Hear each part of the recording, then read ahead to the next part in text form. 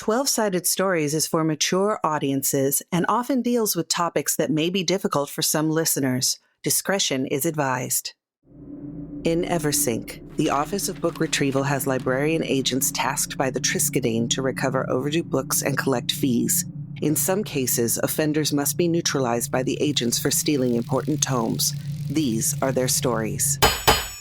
Hello and welcome to Bookhound Bounty Hunters. This is our Sword of the Serpentine actual play. I've got some wonderful players with us. Let's start with Farah. Hello, my name is Farah Sarpkaya, and today I'm playing Giovanna Letuertura, both she, her. Hey, I'm Michelle Otis, and I will be playing Katja, your local assassin, who I think I'm kind of seeing as very petite and French. She's awfully cheery for an assassin. Hey, I am Sam. That's Sam with two M's, and I am playing Tisha Valor, our friendly local neighborhood prophet. Tisha uses she, her. I use she, they pronouns. Hi, I'm Candace, also known as Candace the Magnificent. I am playing Leo de Silva, who uses they, she pronouns just like I do. Before we start, please consider supporting the show through Patreon or on Ko-fi, spelled Ko-fi. Now, on with the show. Okay, Eversink, a huge city that is made out of a bunch of islands that are connected together by canals and large bridges. Every year, the buildings sink down another 8 centimeters or so, and over time, full levels of buildings disappear under the swamp water, and they continually build new levels on top. There are tall skyscrapers throughout the entire area. Well, at least Renaissance skyscrapers, probably, 5 or 6 stories high. Sometimes some of these buildings just kind of collapse and fall in on themselves. Recently, there was only one public library. It was in Alderhall, and the Triskadane decided that the entire city deserved to have a library near it. So after several years, they finally opened up 5 locations throughout the city. The only place that does not have its own library is Sag Harbor. Now, Sag Harbor is where the tanners and all the really heavy industry stuff goes on. So they felt that there was no need for a library there. But they soon found out that books would be taken out and not returned. And that was a problem because replacing books is very difficult to do. The printing press is relatively new. It cost a lot of money to print a new book. So they created the Office of Book Retrieval, or the OBR, as everyone calls it. And the agents of the OBR go around and retrieve books. And if the book is special enough or holy enough or dangerous or whatever, and it's been stolen for maleficent reasons, that person could be assassinated. But most of the time, you all are just charged with getting the book back and getting the fees. The fees are considered a offering to Denari, the goddess who watches over the city and who's the goddess of trade and takes care of the merchants and the people and makes sure everyone is happy. And if she is not happy, the city might sink instantly back into the swamp that it came from. So the 4 of you have been a part of the OBR for, I'd say, at least a year, maybe a year and a half. And the new libraries have been going pretty well. Each library has its own special section that kind of goes over what that particular district is like. And you've been tracking down several different books that have been going missing lately. It's gotten worse. All of a sudden, a lot of the religious writings and the heretical writings, anything with magic in it that could cause... See, magic causes damage to the goddess. It can literally destroy part of her essence and cause the city to have great turmoil and buildings fall down and everything like that. So these books are usually kept under lock and key, and only people from the church or high officials can check them out. But every once in a while, one of them will go missing. One of them will get checked out by someone who was vouched for by some high noble, and then poof, it's gone. So for the past 3 weeks, you've been tracking down one of these heretical texts. It is basically a book on necromancy called The Afterlife, and it talks about how to bring people through the small statues. There's a bunch of funerary statues that litter the streets and are all over the place that are connected to spirits. And this particular book brings people back through those statues, and they can possess other people. So if you really want your family member back and you have a unwilling person that you can shove in front of the statue and cast the spell, they will automatically be possessed by your ancestor. So the church is very keen on getting this particular book back, and you four have been put on the mission of finding it. You've tracked it down to an old mill that is in Sag Harbor. It's no longer being used. It's about 3 in the afternoon. The sun is still up. The air is thick with the smell of industry and seawater and swamp water, because this is where the swamp meets the sea. A lot of there's tons of small little islands, and people take small rowboats between them. It is not an easy place to traverse. Tisha, you got a vision this morning of this particular location. Now, the way prophecy works is you can get glimpses into places, and it's not, here's what the future's going to be. It's, hey, a clue of where to go next. You're all standing outside of this big warehouse, and Tisha, you're pretty sure that the book is inside here, but you're also pretty sure you're being watched. What do you all want to do? Well, shit, I don't know. You guys have an idea? And like Tisha sits there for a second. It's like overlooking, like thinking in her head. So like the tip I got said that it would be in here, or at least this is what it seemed like. But think we might not be alone. Let's keep our voice down. And Leo spins around and tries to kind of assess the situation as best they can, like looking down this alleyway to see if there's any shadows that they can pick up or hear, like any kind of gravel moving or something that would give the person away. You look around. I'm going to say that you notice that there is definite movement towards the back of the warehouse, as if they are loading up one of these small boats that I spoke of earlier. Remember, these are all really small islands. Sag Harbor, it's not a place for out-of-work actors to go. It is definitely not taken care of as well as the rest of the districts. So you can tell that they're loading something up behind this warehouse that you just can't see really well. I'd like to kind of sneak over there and stick to the shadows to try and take a look at what they're doing, what they've got. All right, that is a stealth roll. Our first roll of the game. Let me explain how this goes on. Woohoo! Yay! So what you're doing is you're rolling a 6-sided die. You have 4 points in stealth. You can decide to spend any amount of those points on this particular roll. It's up to you. The normal spend, just so everyone knows, is 2. Most people do that because you have to get a 4 or better. You only get points back the next day, so in game time. So if you go home, go to sleep, you wake up, you have all your points back. All right, I'm going to spend 2. Okay. That's a 4. Excellent. So 2 and 2. That's fine. So you sneak around the back and you see 3 hooded figures loading up one of these canoes with a bunch of boxes, and you look around the side and it looks like some kind of laboratory almost, where there are all these beakers and a bunch of books. And then the book that you've been looking for, because it's this big tome that's got all of these writings down, and it was from maybe 200 years ago, so it was all handwritten.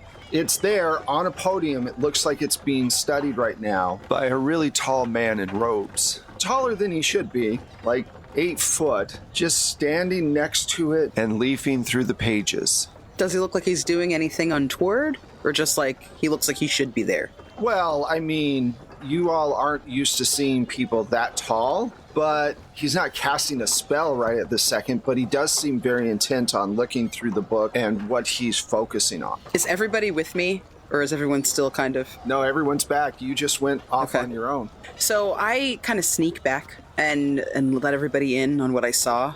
I don't know if we're going to want to do something like maybe make a diversion, but there's a very tall man, arguably excessively so, looking at that book in there. And I think I would feel better if, I don't know, we stopped him? On a scale of like 1 to 10, how hot is he? No, I don't know. I didn't spend much time. If you're asking me as a GM...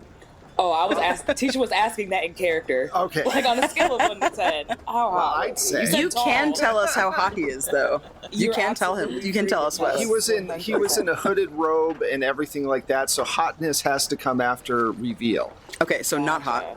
Not hot, occultist. Who knows? You know what? Now I'm going to make him hot as fuck. Villains are always hot. That's just the rule. If villain, why sexy? 100%. I'm not sure what you want to do, but I could get my blade wet tonight. We cannot risk him casting a spell. That is just no. I think maybe I can try a poison dart, but maybe not kill him, only put him to sleep. Yeah, I appreciate the way you think. Gotcha, but a poison dart seems a little bit, I mean, right out of the gate. That's a lot. I was thinking it probably wouldn't have affected him at all.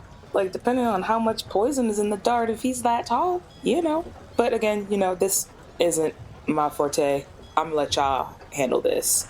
I was just thinking a sleeping potion. Nothing too violent. Well, for the book that they've stolen, I think a sleeping dart is the least of what they deserve. And, to your point, Ms. Valor, I don't think I'll have a problem relieving him of his power, should your sleeping draught not work, gotcha. And if all else fails, well, there's always the other option.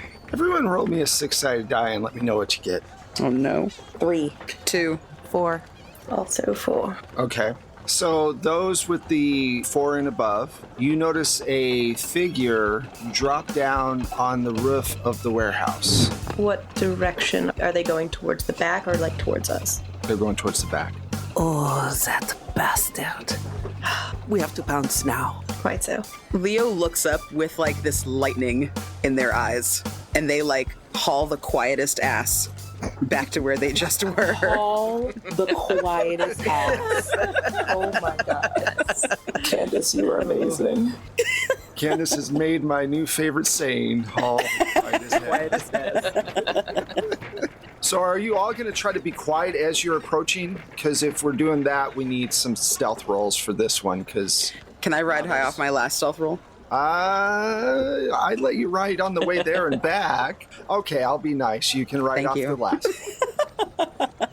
It's the cheeks. It's the dimples. I can't say no.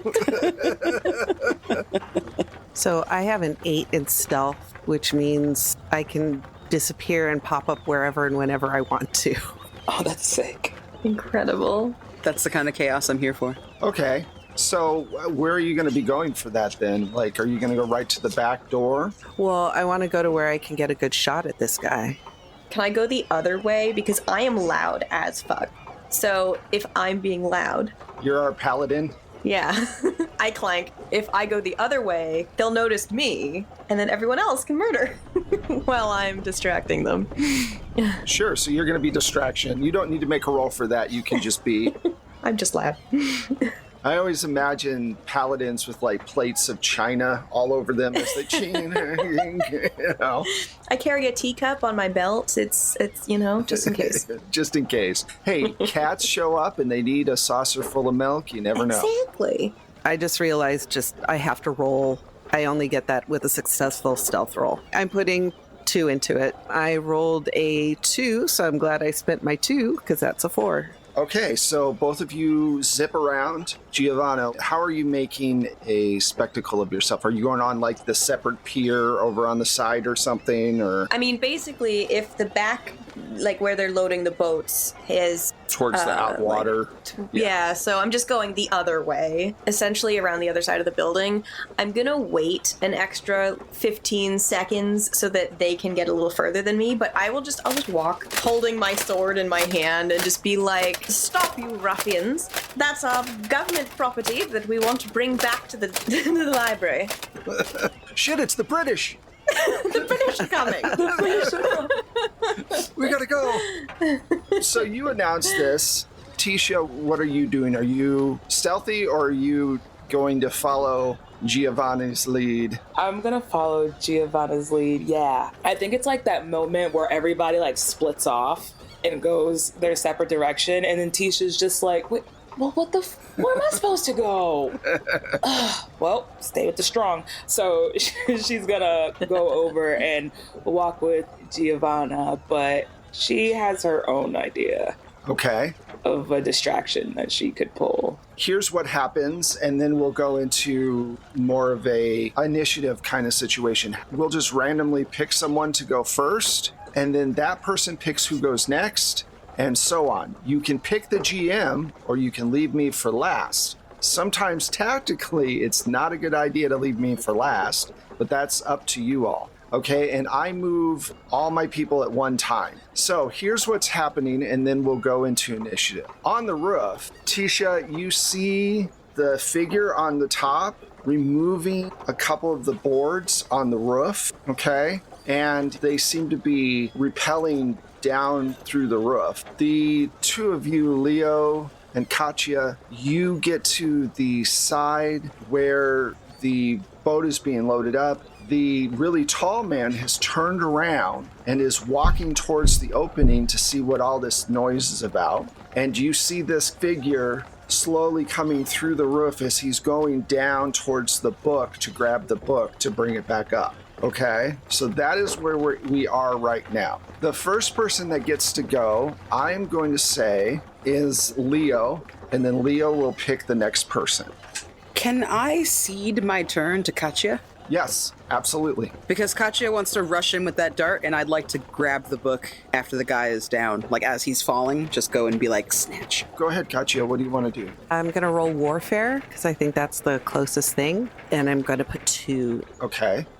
I rolled a 6, so that's an 8. All right, so explain what you do for this attack. What I do is, I've already got my little poison darts ready. I get into position, and as soon as he turns, it's the perfect position for me to fire. And it's rapid fire, like of several little darts with sleeping potion on them.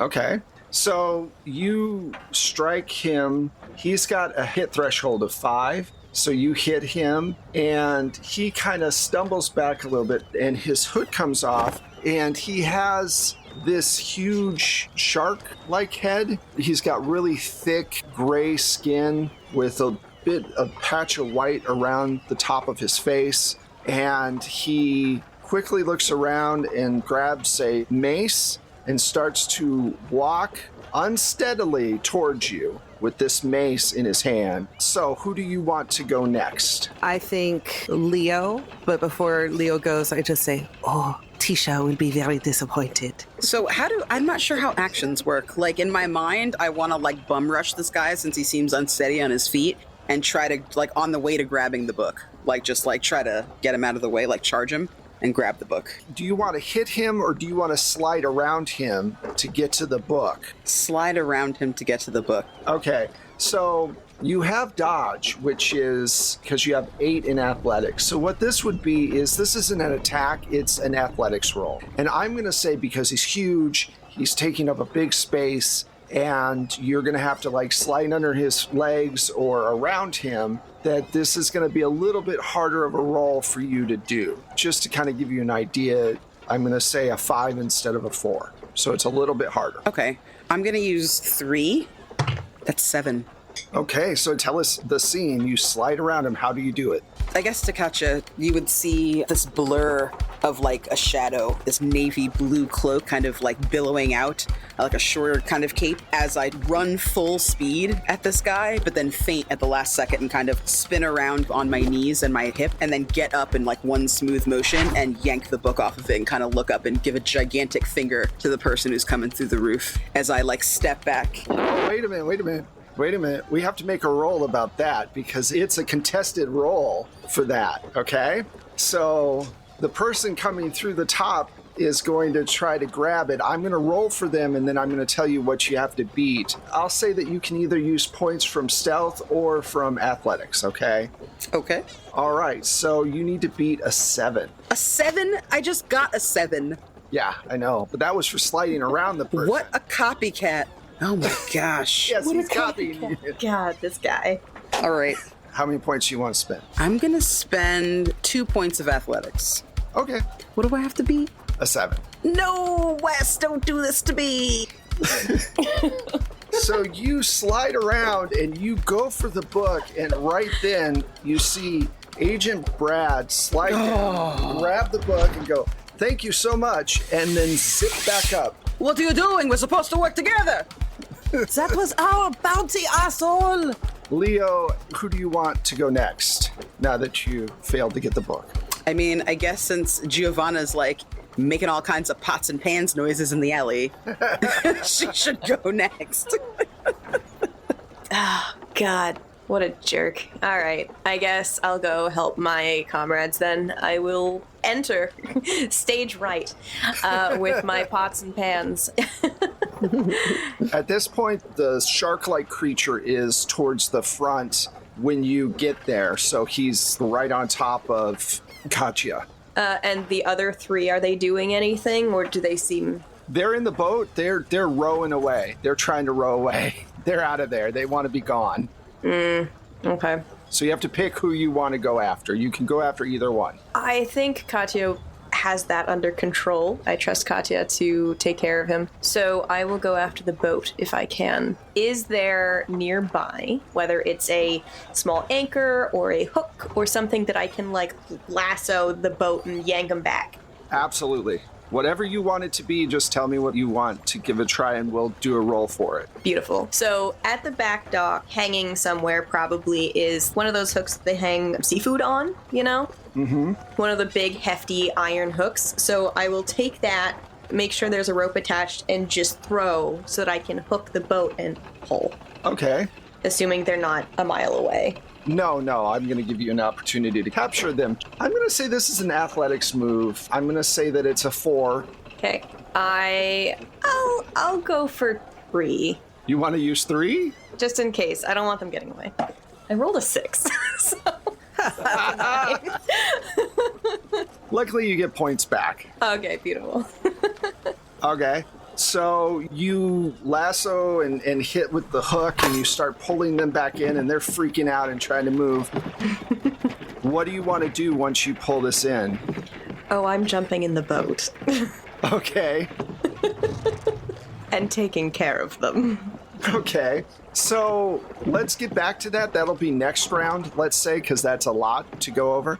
Tisha, what do you want to do? You're seeing this whole thing happen. You see Agent Brad is on top of the roof. He's about to get the fuck out of there. You see all this stuff going on. What would you like to do? Okay, so Brad's up top, Sharkman's running, and other 2 goons are currently being dealt with. Correct. Does Sharkman look malicious, or does he look like he's knocked, like getting ready to fall out? He looks like he's drugged. He is not walking straight and is kind of dragging that mace a bit. But he also is an 8-foot tall wereshark, so he's still a threat. Okay, that's a problem bigger than me. Me? No, I squish. I don't like that, so I'm gonna leave that for other people. That fucker up on the roof, though.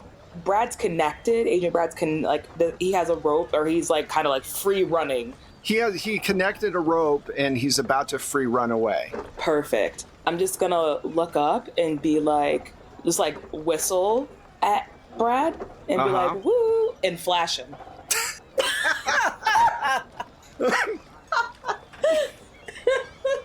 Don't need a preparedness roll for that, I guess. We're making good choices tonight. Yeah, my goal is to distract him enough so he loses his footing and falls off. Reminds me of Porky's or something. Listen, we're getting the job done. Yeah, well, you have sway. I think this is a sway attack. Absolutely. The gravitas of your bosom. I love it. Heaving bosom. I'm going to use 3 of my sway points just to be safe. Oh, okay, cool. I rolled a 4, so that makes it a 7. Wow, nice. Okay. So he is distracted and he makes his athletics roll so he doesn't fall off, but he is stunned and kind of just staring, which gives Leo time to do something. So, Leo, what do you want to do? I mean, if he's distracted, I want to just kind of like scoop it out of his hand. Okay, so you're going to climb up and grab it from him? Yeah. Okay. Give me an athletics roll. It's just a 4 to climb up. And then give me a, let's see, the warfare roll. And again, it's just a 4. Okay, so you have to beat 2 4s. Okay. I'm going to spend... I have to say how much I'm going to spend before I roll, don't I? Correct. What a bummer. They'd make it a really, easy game to nerf if it was the other way. Okay, I'll spend... I feel like we're so early in the game, I can't just, spend all my points. So there's 2 moves. The athletics is to jump up there, and then the warfare is to get the thing. To climb up the side, yeah, and to grab it away from him and do what you need to do. All right, I'm using 3 for both. Okay. Big money. 4 Okay. to climb up there. Wow, that would have been funny. Oh my god. half the warehouse falls off. And then I said I was spending 3. That's 6 Awesome. to snatch it from him. Tell me how you snatch it away. So I go up there and I kind of shimmy up, like I see him coming, and I'm really, really upset. I see Tisha with their blouse up, and I run past. Tits are still out. I run past and I for a split second, I look over my shoulder and kind of bump into the wall a little bit and then start scaling the wall. It's not supposed to surprise everybody. I'm good. I recovered. I had a moment, but I climb up there and you can kind of see me scurrying, just scaling the side of the building. I am just on 11 at this point. And I get up to where he is. And as he's kind of standing there, kind of mouth agape, I swat my hand in between his hands so that the book falls into my outstretched hand underneath. And I kind of spin and try to make my way back down as quickly as possible so he can't follow me. And over my shoulder, I'm like, Testa de merda. He's stunned at this point. I'm not going to make you roll to get down from here. Though, last time I forgot to make moves for the other guys and the shark guy. So I will go next for now. The shark guy starts lifting up his mace.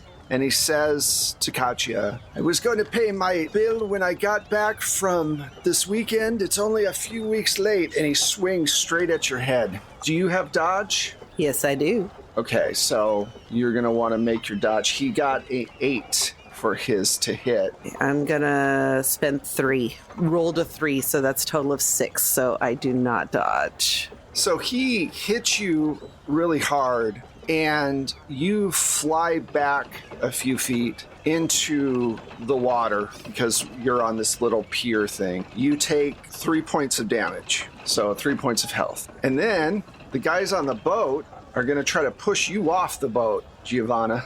Bring it on. Oh, Jesus. No, I rolled a 1. They're pushing at you like wet lint. Since Giovanna was just attacked, what do you want to do? I would like to dispatch these thieves. Okay. There is no mercy in the retrieval of literature. Okay. I'm gonna take out my sword and take care of business. All right. So you're going to use warfare. Yes. So you have to beat a 4. I'll spend 2 because it would be very embarrassing if Giovanna did not succeed at this. And that's a 2, so 4. So you swing and you're using a sword, so you want to roll a d6 and add 2 points to it. That was a 1, so that's 3. So you slash one of them, and they let out this hideous, like, yell, like, ah! And the other one starts backing away and jumps in the water and just starts swimming, afraid of getting near you. Who do you want to pick to go next? I just would like to note that Giovanna says to the one remaining, looks like your friend is trying to book it. I'm not sorry. God, I'm a sucker for a good pun. This was Killed the the party. first episode of Bookhound Bounty Hunters. We really appreciate all of you listening. Not just kidding. I quit. Giovanna, you do book it, you get a free pizza. Listen, this is what you get when you got me. I'm sorry. No, Candace didn't I'm warn fine. you? I'm usually the one people are like, oh, God, Wes, please stop. Deep cut. I would like Leo to go next as they are escaping with the book. Okay. You hear footsteps behind you. Very quick footsteps. Leo. No, I will not be caught. I will not be caught. Is anybody near me, or am I just alone with whoever's behind me? You're alone. You're running along the canals of Sag Harbor at this point, away from the warehouse, and you hear him following. Yeah, no, I haul ass. I try to haul ass all the way back to our headquarters. Okay. Like I go. Like I know that my people will be safe. They are together.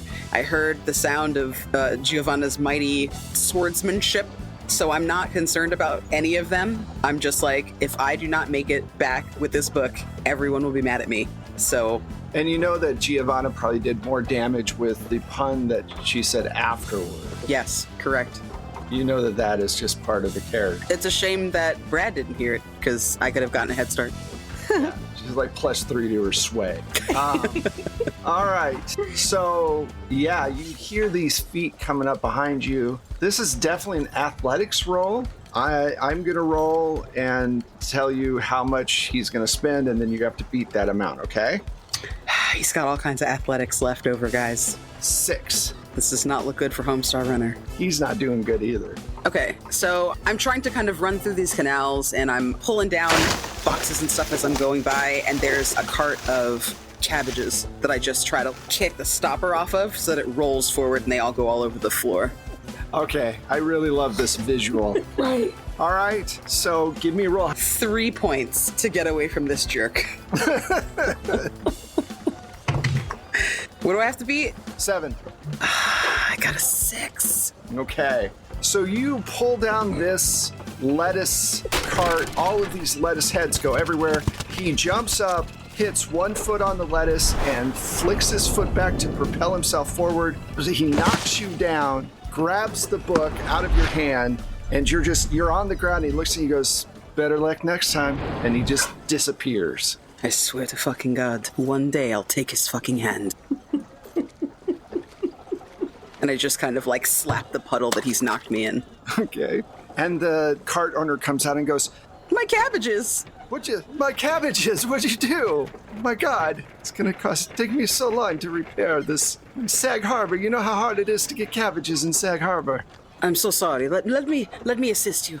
And I get down and I start trying to kind of like pick up all his produce and calm him down and reassure him. You're picking up and he's looking at someone because I can still sell these, right? I think it's okay. We're going to be fine. He puts a couple of them in the swamp water and cleans them off a little bit and puts them in the cart. No one will notice. It's extra nourishment, you know? It makes you hardy and strong to have all those, the bacteria introduced to your body. Yes, Right, yes. You got to be sick to be well. Yeah, that's what we're going to say. that's true. Yes, it's our little secret. Please, don't tell the mother that I was here. Oh, no problem, no problem. So you help him out, and we'll flash back over.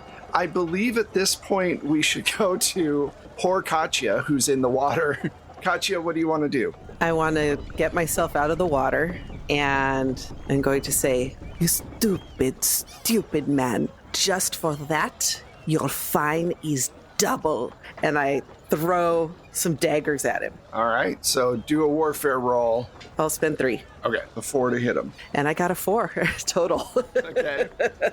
So roll a d6, and with the d6, it's a +1 up for that one.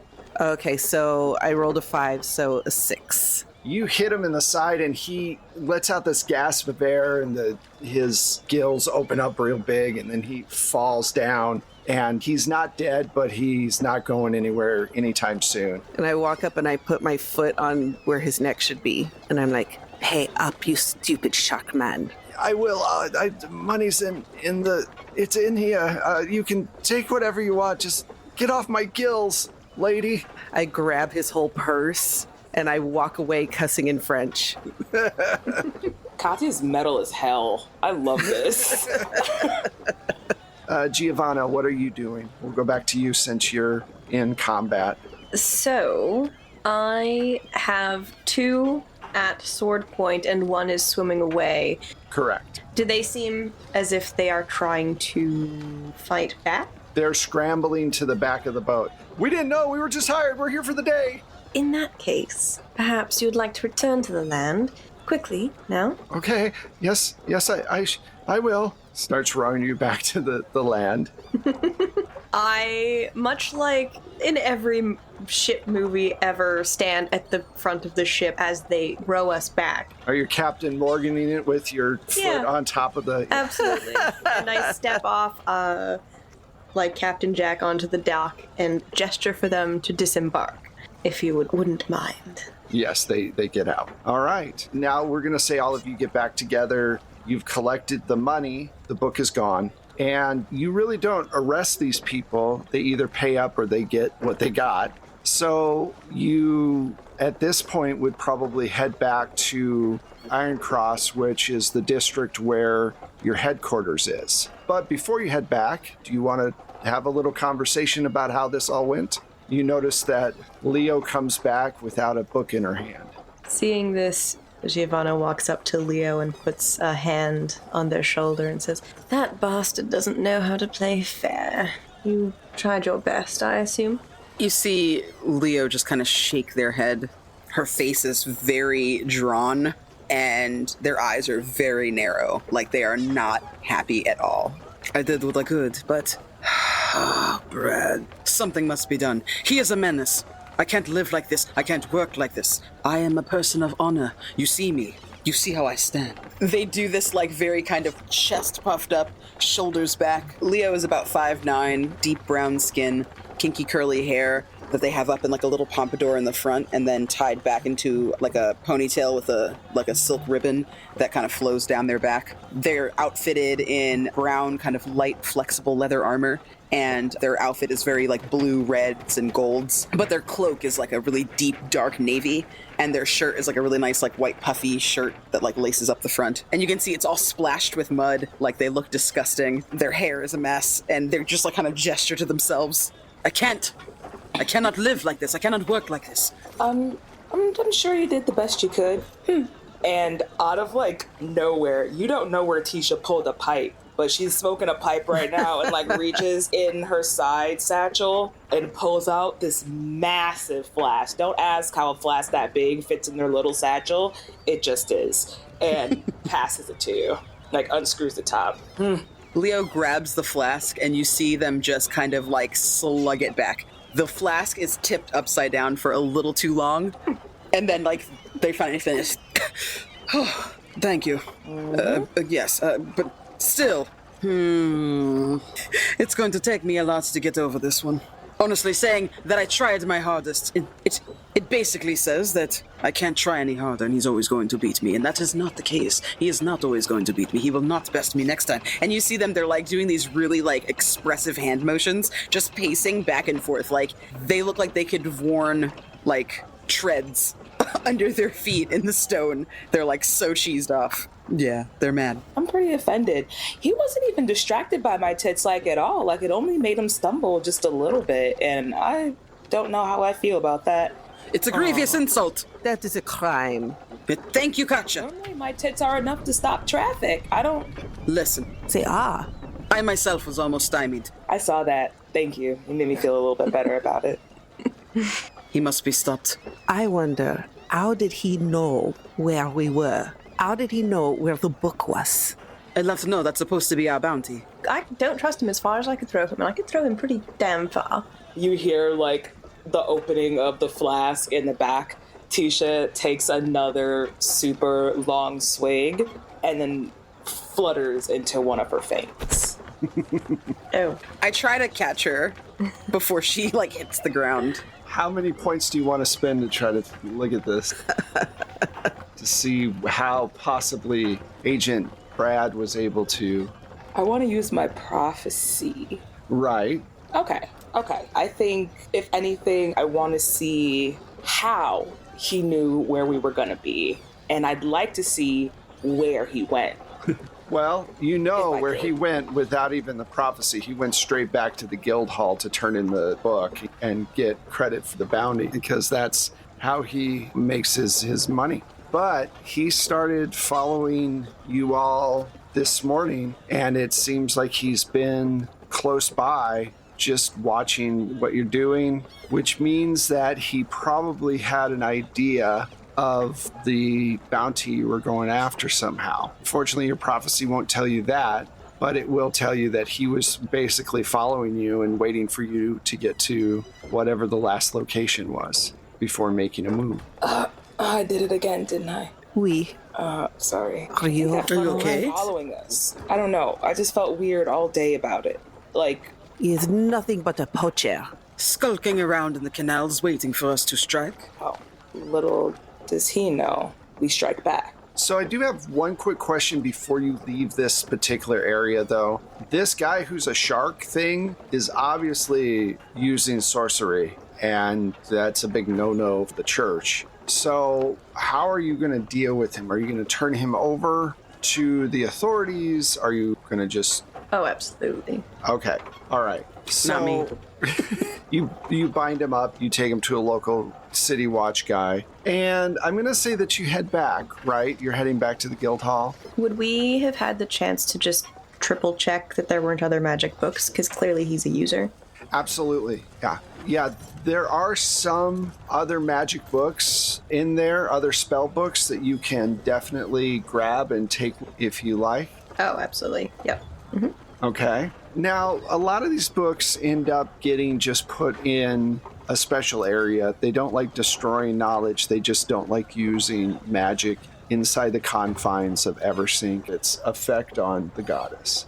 Also, Candace, in my head, Giovanna's very, Brienne of Tarth tall. Ah, okay. So you're, puffing out your chest, and she's just there. Sweet baby.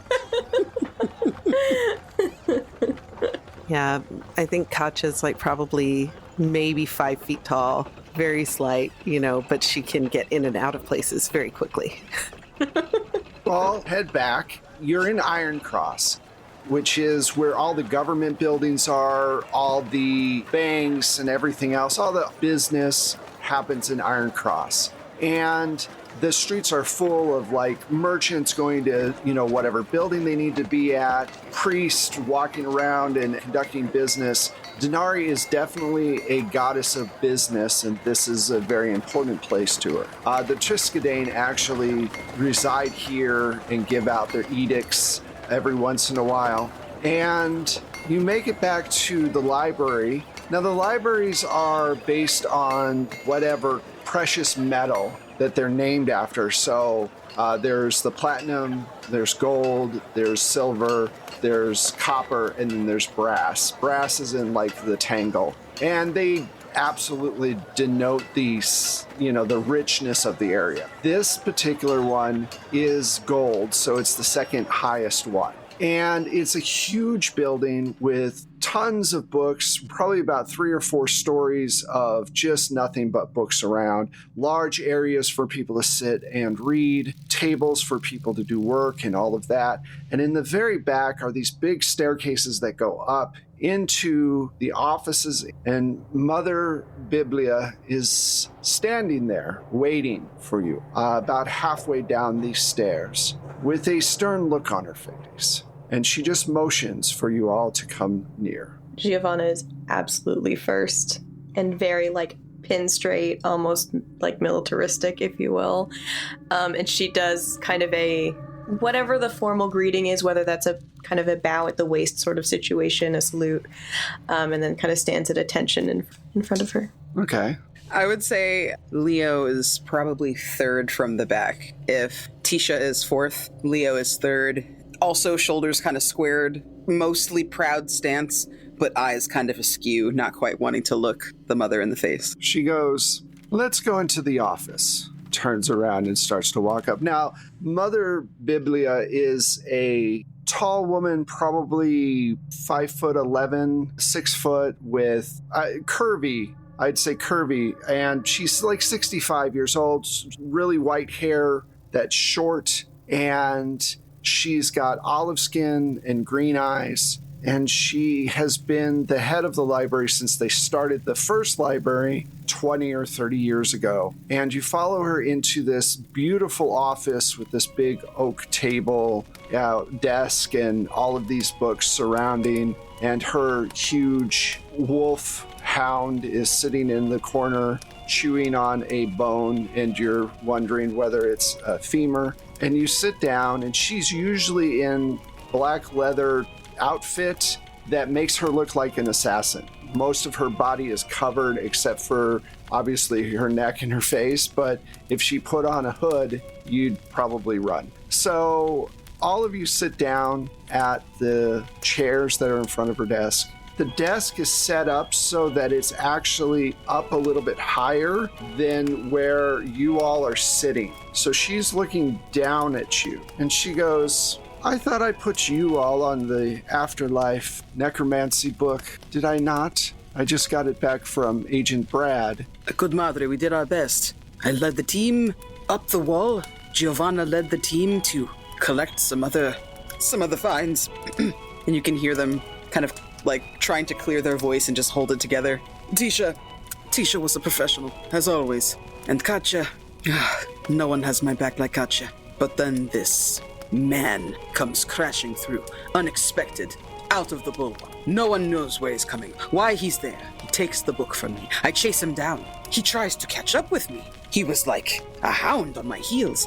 Madre, I cannot work like this. I am a professional, you know that, and I do not feel very professional right now. And finally, it kind of like turns their gaze up to look in Mother Biblia's eyes. And she says, you cannot make excuses when it comes to Agent Brad. You must outdo him. I know it's difficult, but you can do it. There's nothing to prevent him from taking our bounties.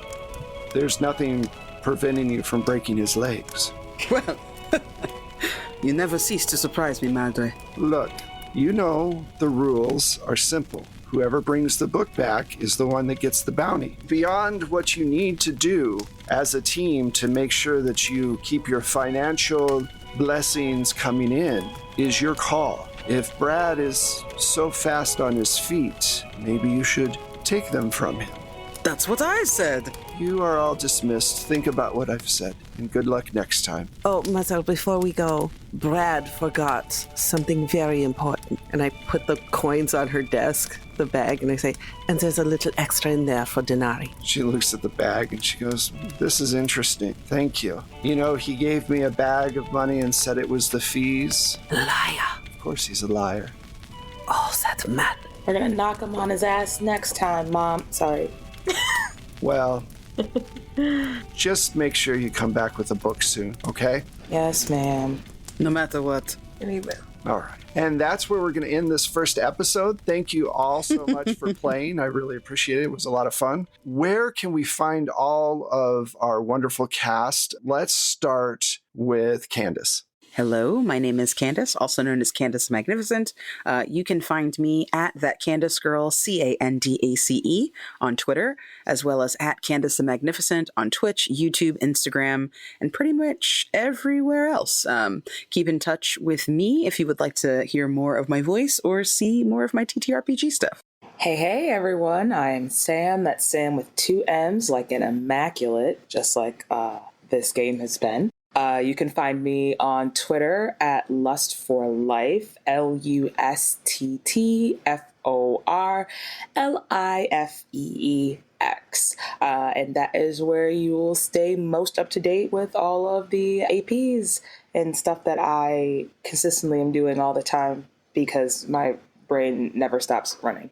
I've been Farah Sarkaya. You can find me on Twitter and on Instagram as Farah Kaya, FARRAHKAYA. And you can catch me on Crossroads Games as well, where you will see me in a lot of other TTRPGs and other cool stuff. Hey, I'm Michelle, and you can find me on Twitter at Michulu. That's MICHULHU. You can find my music and Wes's amazing sound effects if you subscribe to the Plate Mail Games catalog through BattleBards. And I am Wes Otis. You can find me for now at Plate Mail Games on Twitter, whether or not that will remain so. Who knows? Every day is a new adventure. If you want to find us, the best thing to do, I usually say go to Twitter or go to Instagram, but really the best thing to do is go to our Discord. Go to www.12sidestories.com, all one word, and join our Discord, and that way you won't lose us and you'll get updates and everything else. It's a good place to hang out. If you want to follow us on Twitter while it's still up, you can go over to at 12-sided stories, the number 12 and then sided stories. All of our links are on the website. Thank you all so much for listening. Thank you to the cast for playing. And we will see you all next week for more Bookhound Bounty Hunters. Thank you. Bye. Bye.